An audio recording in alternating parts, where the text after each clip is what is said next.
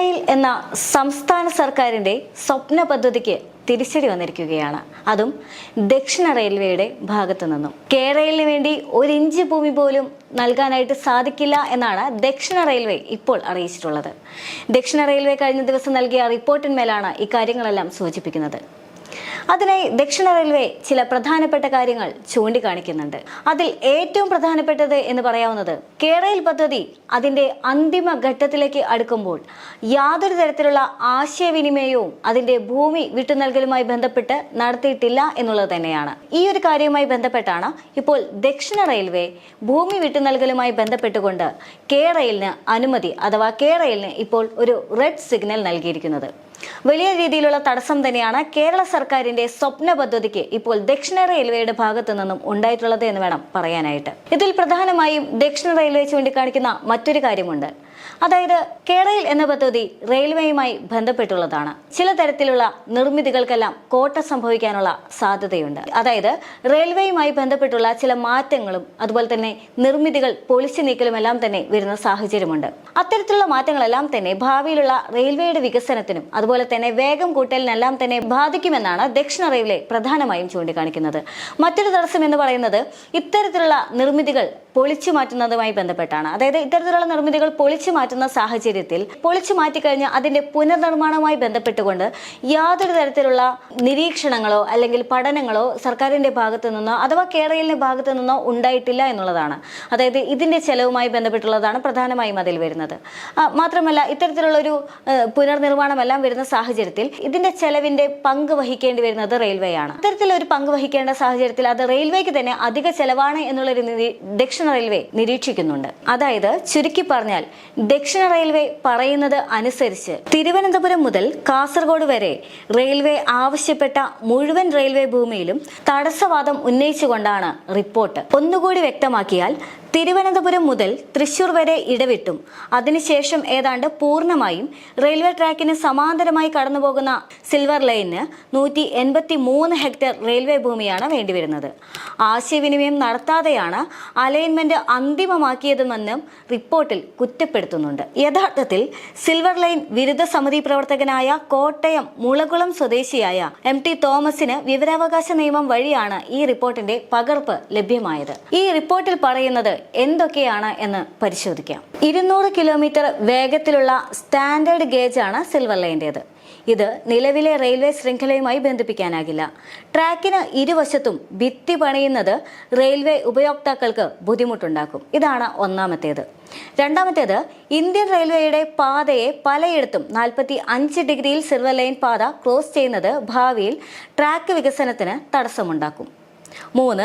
Rail land development authority വികസിപ്പിക്കുന്ന സ്റ്റേഷനുകളിൽ ഉൾപ്പെട്ട കോഴിക്കോടും കണ്ണൂരും സിൽവർ ലൈന് സ്റ്റേഷൻ നിർമ്മിക്കാൻ ഭൂമി നൽകാനാകില്ല. വെസ്റ്റ് ഹില്ലിൽ റെയിൽവേ ലൈനിന് പടിഞ്ഞാറാണ് സിൽവർ ലൈനിന്റെ ROR സ്റ്റേഷൻ നിർദ്ദേശിച്ചിരിക്കുന്നത്. ഇവിടെ റെയിൽവേ റോറോ സ്റ്റേഷൻ നിർമ്മിക്കാനിരിക്കുകയാണ്.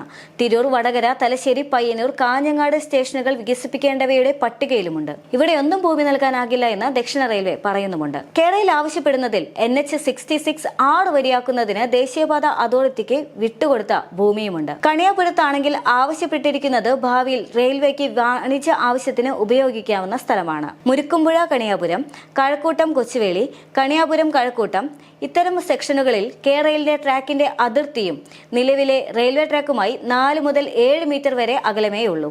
8 മീറ്റർ അകലം നിർബന്ധവുമാണ്. എങ്കിലേ ട്രാക്ക് അറ്റകുറ്റപ്പണിക്ക് വാഹനമെത്തിക്കാനുള്ള റോഡ് സാധ്യമാകൂ എന്നാണ് അടുത്തതായി പറയുന്നത്. കഴക്കൂട്ടം യാർഡിൽ ചോദിച്ചിരിക്കുന്ന സ്ഥലം നൽകിയാൽ ത്രികോണാകൃതിയിലുള്ള പ്രയോജനമില്ലാത്ത സ്ഥലം മാത്രമേ റെയിൽവേക്ക് ബാക്കി കിട്ടുകയുള്ളൂ എന്നും മറ്റൊരു കാര്യമാണ്. കോട്ടയം ചിങ്ങവനം സെക്ഷനിൽ കേരളിന്റെ ഡ്രോയിങ് റെയിൽവേയുടെ ലാൻഡിംഗ് പ്ലാനുമായി യോജിക്കുന്നതുമല്ലത്രേ. അങ്കമാലി ആലുവ സെക്ഷനിലും തൃശൂർ ഒല്ലൂർ സെക്ഷനിലും സിൽവർ ലൈൻ റെയിൽവേ ട്രാക്കുകൾ തമ്മിൽ കൃത്യമായ അകലമില്ല എന്നും തൃശൂർ സ്റ്റേഷനിൽ സിൽവർ ലൈൻ സ്റ്റേഷൻ റെയിൽ ഭൂമിയെ വിഭജിക്കുന്നു എന്നും ഈ റിപ്പോർട്ടിൽ പറയുന്നുണ്ട്. മാത്രമല്ല മറ്റൊരു പ്രധാനപ്പെട്ട കാര്യം എന്ന് പറയുന്നത് തിരുവനന്തപുരം ഡിവിഷനിൽ കേരളയിൽ ആവശ്യപ്പെട്ട സ്ഥലത്ത് റെയിൽവേ അധികൃതർ പരിശോധന നടത്തിയിട്ടുണ്ടായിരുന്നു. ആ കണ്ടെത്തലുകൾ കഴിഞ്ഞ മാർച്ചിൽ അറിയിച്ചിട്ടും ഇതുവരെ കേരളയിൽ പ്രതികരിച്ചിട്ടില്ല എന്നുള്ളതും മറ്റൊരു കാര്യമാണ്. പാലക്കാട് ഡിവിഷനിൽ കടുത്ത വളവുകളുള്ള 15 സ്ട്രെച്ചറുകളിൽ റെയിൽവേ ലൈന് തൊട്ട് ചേർന്നാണ് സിൽവർ ലൈൻ അലൈൻമെന്റ് വരുന്നത്. ഇവിടെ വളവ് നിവർത്തി വേഗം 160 കിലോമീറ്റർ വരെ ആക്കുന്നതിന് സിൽവർ ലൈൻ തടസ്സം തടസ്സമുണ്ടാക്കും. കൂടാതെ 17 സ്ട്രെച്ചറുകളിൽ റെയിൽവേയുടെ സേഫ്റ്റി സോൺ വഴിയാണ് സിൽവർ ലൈൻ ട്രാക്ക് കടന്നു പോകേണ്ടതെന്നും പഠനമുണ്ട്.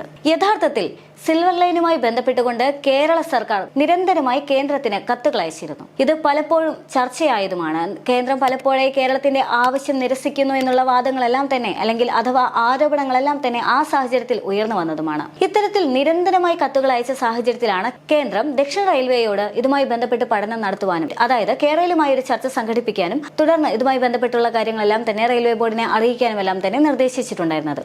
ഈ സാഹചര്യത്തിലാണ് ഇപ്പോൾ ദക്ഷിണ റെയിൽവേയുടെ റിപ്പോർട്ട് വരുന്നത്. ദക്ഷിണ റെയിൽവേയുടെ ഈ റിപ്പോർട്ടുകൾ അനുസരിച്ചുകൊണ്ട് ഇനിയൊരു ചർച്ചയുടെ ആവശ്യമില്ല എന്നാണ് ഈ റിപ്പോർട്ടുകളെല്ലാം തന്നെ കാണിക്കുന്നത് എന്ന് നമുക്ക് മനസ്സിലാക്കാവുന്നതാണ്. അതായത് സർക്കാരിന്റെ ഇത്രയും വലിയ ഒരു സ്വപ്ന പദ്ധതിക്ക് വലിയ രീതിയിലുള്ള തടസ്സം തന്നെയാണ് ഇപ്പോൾ ദക്ഷിണ റെയിൽവേയുടെ ഭാഗത്തു നിന്നും ഉണ്ടായത്. സർക്കാരിന് എന്തുമാത്രം പ്രധാനപ്പെട്ടതാണ് ഈ കേരള പദ്ധതി എന്ന് നമ്മൾ കഴിഞ്ഞ വർഷങ്ങളിലെല്ലാം തന്നെ നമ്മൾ കണ്ടതുമാണ്. സർക്കാർ പലപ്പോഴും ഈ കേരള പദ്ധതി സർക്കാരിന് ക്ഷീണം വരുത്തിയിട്ടുണ്ട് എന്നുള്ളതും വാസ്തവമാണ്. അതായത് സർക്കാർ പലപ്പോഴും കേരളയുടെ കാര്യത്തിൽ തിടുക്കം കൂട്ടി എന്നുള്ള വാദങ്ങളും നിലവിലുണ്ടായിരുന്നു. അതിൽ പ്രധാനപ്പെട്ടത് പ്രതിപക്ഷം പലപ്പോഴുമായി ആരോപിക്കുന്നത് മഞ്ഞക്കുറ്റി വിപ്ലവം എന്ന് ഓമന പേരിട്ട് വിളിച്ച ആ മഞ്ഞക്കുറ്റി സ്ഥാപിക്കലാണ്. അതായത് കേരളത്തിന്റെ മഞ്ഞക്കുറ്റി സ്ഥാപിക്കൽ എന്ന് പറയുന്നത് വലിയ രീതിയിലുള്ള ചർച്ചയും സംഘർഷങ്ങളും എല്ലാം തന്നെ ഉണ്ടാക്കിയിട്ടുണ്ട്. അത് ജനങ്ങൾക്കിടയിൽ പോലും സർക്കാരിന്റെ മുഖച്ഛായയ്ക്ക് മങ്ങലേൽപ്പിച്ചതുമാണ്. പലപ്പോഴും സർവേയുടെ ഭാഗമായി മഞ്ഞക്കുറ്റികൾ സ്ഥാപിക്കുന്നു, എന്നാൽ ജനങ്ങളുടെ ഭാഗത്തു നിന്നും ഈ മഞ്ഞക്കുറ്റി പിഴുതെറിയുന്നു. ഇത്തരത്തിൽ പലതരത്തിലുള്ള വിമർശനങ്ങളാണ് ആ സമയത്ത് സർക്കാരിനെതിരെ ഉയർന്നു വന്നിട്ടുണ്ടായിരുന്നത്. അത് കൃത്യമായി ജനങ്ങളെ കാര്യങ്ങൾ പറഞ്ഞു ബോധിപ്പിക്കാതെ നടത്തി എന്നതിനുള്ള ഏറ്റവും വലിയ ഉദാഹരണമായാണ് പ്രതിപക്ഷമെന്ന് ഉയർത്തി കാണിച്ചത്. അതൊരർത്ഥത്തിൽ വാസ്തവമാണ്. സർക്കാരിന് യഥാർത്ഥത്തിൽ കേരളത്തിന്റെ കാര്യത്തിൽ ചെറിയ രീതിയിലുള്ള പിഴവ് പറ്റിപ്പോയോ എന്ന കാര്യത്തിൽ ഇപ്പോൾ സംശയമുണ്ട്. കാരണം അതെല്ലാം തന്നെ കാണിക്കുന്നതാണ് ഇപ്പോഴത്തെ ഈ റിപ്പോർട്ട് എന്ന് പറയുന്നത്. ഈ റിപ്പോർട്ടിൽ കൃത്യമായി പറയുന്നുണ്ട്, ഈ റെയിൽവേയുമായി ബന്ധപ്പെട്ടുള്ള പുനർനിർമ്മാണവുമായി ബന്ധപ്പെട്ടുള്ള കാര്യങ്ങളൊന്നും തന്നെ കേരളയിൽ കൃത്യമായി പഠനം നൽകിയിട്ടില്ല, അല്ലെങ്കിൽ അതേപറ്റിയുള്ള വിശദാംശങ്ങൾ നൽകിയിട്ടില്ല എന്നുള്ളത്. അപ്പോൾ കൃത്യമായിട്ടുള്ള ഒരു പഠനം നടത്തിയിരുന്നെങ്കിൽ, കൃത്യമായി തന്നെ അതിനെ സാങ്കേതികമായി തന്നെ സമീപിച്ചിരുന്നുവെങ്കിൽ ഇത്തരത്തിലുള്ള ചോദ്യങ്ങൾക്കെല്ലാം ഉള്ള മറുപടി ആദ്യം നൽകിയിരുന്നതാണ്. പരിസ്ഥിതി ആഘാത പഠനവുമായി ബന്ധപ്പെട്ട് വിവാദങ്ങൾ ഉയർന്നിരുന്ന സമയത്ത് സർക്കാരിന്റെ ഭാഗത്തു നിന്നും ഉണ്ടായിരുന്ന വാദം യാതൊരു തരത്തിലുള്ള ആഘാതവും പരിസ്ഥിതിക്ക് സംഭവിക്കുന്നില്ല എന്നുള്ളതാണ്. മറ്റൊരു വാദം എന്ന് പറയുന്നത് ഇത് കേരളത്തെ രണ്ടാക്കുന്നു, വിഭജിക്കുന്നു എന്നുള്ള വാദമാണ്. അപ്പോഴും സർക്കാരിന് പലതരത്തിലുള്ള ന്യായീകരണങ്ങൾ ഉണ്ടായിരുന്നു. മാത്രമല്ല ജനങ്ങളുടെ വീടുകളും സ്ഥലങ്ങളും എല്ലാം പോകുന്ന സാഹചര്യത്തിൽ സ്ഥാപനങ്ങൾ, അതായത് വ്യക്തിപരമായിട്ടുള്ള പല പ്രശ്നങ്ങളും ജനങ്ങൾ അനുഭവിക്കേണ്ടി വരുന്ന സാഹചര്യത്തിൽ മുൻകൂട്ടി കേരള സർക്കാർ ജനങ്ങളെ അറിയിക്കാതെ, അതായത് മുൻപേ ഇത്തരത്തിലൊരു സർവേ നടക്കുന്നുണ്ടെന്നും നിങ്ങളുടെ വീട് പോകുമെന്നും കൃത്യമായിട്ട് അതത് വ്യക്തികളെ നേരിട്ട് കണ്ടുകൊണ്ട് സംസാരിക്കാതെ അവരെ ബോധവൽക്കരിക്കാതെ നടത്തിയ നീക്കങ്ങളെല്ലാം തന്നെ നമ്മൾ കണ്ടതാണ്, കേട്ടതുമാണ്, അറിഞ്ഞതുമാണ്.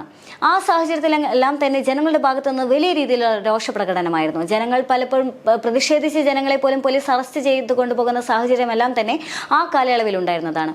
അപ്പോഴും സർക്കാരിന് തെറ്റുപറ്റി എന്നുള്ള വാദങ്ങളും പ്രതിപക്ഷം ഉന്നയിച്ചതാണ്. പ്രതിപക്ഷം എന്ന് മാത്രമല്ല അത്തരത്തിലുള്ള വാദങ്ങൾ തന്നെയാണ് ജനങ്ങളുടെ ഭാഗത്തു നിന്ന് പോലും ഉണ്ടായിരുന്നത്. അതായത് കേരളവുമായി ബന്ധപ്പെട്ട് വലിയ രീതിയിലുള്ള ഒരു കൂട്ടം ജനങ്ങൾ, ഒരുപക്ഷെ സർക്കാരിനോട് താല്പര്യമുള്ള, അല്ലെങ്കിൽ ഇടതുപക്ഷ ജനാധിപത്യ മുന്നണിയോട് താല്പര്യമുള്ള, അല്ലെങ്കിൽ അത്തരത്തിലുള്ള എന്തെങ്കിലും ഒരു വികസനമോ പ്രത്യേക താല്പര്യമില്ലാത്ത ഒരു കൂട്ടം ജനങ്ങൾ, അതായത് നിഷ്പക്ഷരായി നിൽക്കുന്ന ഒരു കൂട്ടം ജനങ്ങളെല്ലാം തന്നെ ആ സമയത്ത് കേരളത്തിന് പ്രതികൂലമായി വന്നതാണ് എന്നുള്ളതും മറ്റൊരു വസ്തുതയാണ്. ഇതിനെല്ലാം തന്നെ തരണം ചെയ്തുകൊണ്ടാണ് പലപ്പോഴായിട്ട് മുഖ്യമന്ത്രി തന്റെ പ്രസംഗങ്ങളിലെല്ലാം തന്നെ കേരള എന്നുള്ള ഒരു വാക്ക് ഉച്ചരിക്കാത്ത ഒരു സാഹചര്യം പോലും ഉണ്ടായിട്ടില്ല എന്നുള്ളതാണ്. കാരണം മുഖ്യമന്ത്രിയെ സംബന്ധിച്ചിടത്തോളം, അല്ലെങ്കിൽ കേരള സർക്കാരിനെ സംബന്ധിച്ചിടത്തോളം അത്രയും വലിയ ഒരു സ്വപ്ന പദ്ധതി തന്നെയായിരുന്നു കേരള എന്നുള്ളതിന് ഉദാഹരണമാണ് അവർ എപ്പോഴും കേരള എന്നുള്ളൊരു പദം മുന്നോട്ട് വെച്ചിരുന്നത് എന്നുള്ളത് വേണം മനസ്സിലാക്കാനായിട്ട്. എന്തായാലും സർക്കാരിന്റെ ഇത്രയും വലിയൊരു പദ്ധതിക്കാണ് ഇപ്പോൾ ദക്ഷിണ റെയിൽവേ റെഡ് സിഗ്നൽ കാണിച്ചിരിക്കുന്നത്. ഇനി ഇപ്പോൾ എന്തായിരിക്കും സംസ്ഥാന സർക്കാരിന്റെ വാദമെന്നോ, ഇനിയിപ്പോൾ എങ്ങനെയാണ് ഈ റിപ്പോർട്ടിനെ കേരളയിൽ മറികടക്കാൻ പോകുന്നത് എന്നുള്ളതെല്ലാം തന്നെ വരും ദിവസങ്ങളിൽ കാണേണ്ടതാണ്.